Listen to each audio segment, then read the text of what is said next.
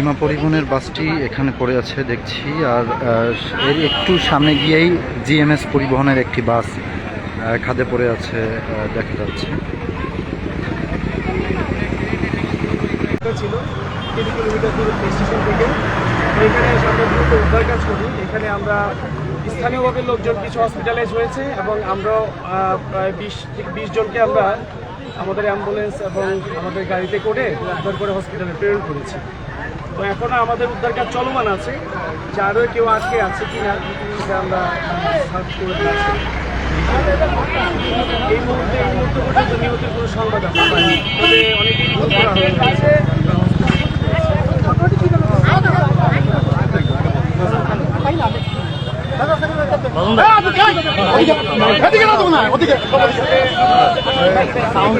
আপনারা সামাজিক ভাইরা ভাইয়া আপনাকে ক্লোজ করবো রাস্তা কেউ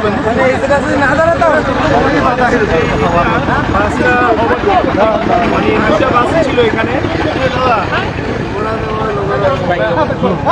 এখানে দুটি বাস মানে ওভারটেক করতে গিয়ে অপোজিট থেকে একটি ট্রাক আসে। তো যতটা জানতে পেরেছি যে মুখোমুখি সংঘর্ষ হয়েছে। তো আমরা যেটা ধারণা করছি যে ওভারটেক করতে যেই এই আসলে নিয়ন্ত্রণ হারিয়ে অ্যাক্সিডেন্টের সূত্রপাত। হতাহতের ঘটনা মানে কোনো খবর পেয়েছি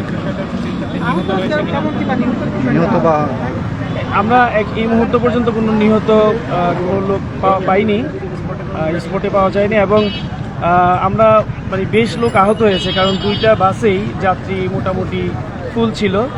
তো অনেক লোকই আহত হয়েছে। আমরা আহতের সংখ্যাটা এই মুহূর্তে বলতে পারছি না, তবে আমরা 20 জনকে আমরা অ্যাম্বুলেন্সে করে হসপিটালে পাঠিয়েছি এবং স্থানীয়ভাবে কিছু হসপিটালে গিয়েছে। আহতের সংখ্যাটা এই মুহূর্তে বলতে পারছি না, তবে মোটামুটি অনেক লোক আহত হয়েছে।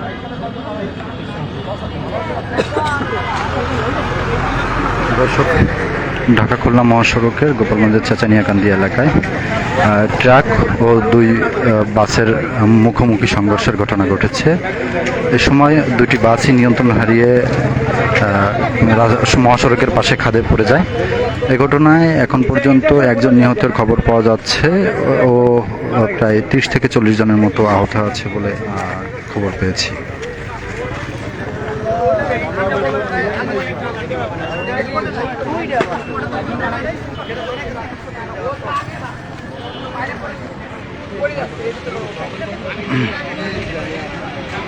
স্ক্রিনে দেখা যাচ্ছে জিএমএস পরিবহনের একটি বাস ও ইমা পরিবহনের একটি বাস, দুটি বাসই কিন্তু মুখোমুখি সংঘর্ষের পরে নিয়ন্ত্রণ হারিয়ে মহাসড়কের পাশে খাদে পড়ে যায়।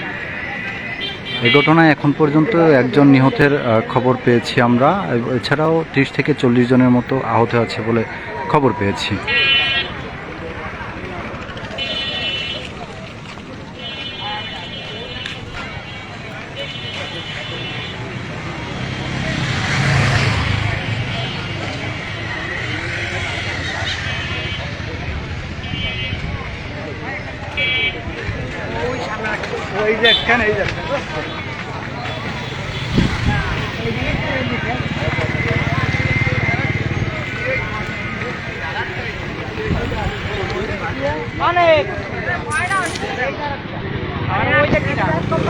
খবর পেয়ে পুলিশ ও ফায়ার সার্ভিসের কর্মীরা ঘটনাস্থলে পৌঁছে আহতদের উদ্ধার করে স্থানীয় হাসপাতালে পাঠায়। এ সময় গোপালগঞ্জ 250 শয্যা বিশিষ্ট জেনারেল হাসপাতালে একজন নিহত হয়েছে বলে সে খবর আমরা পেয়েছি।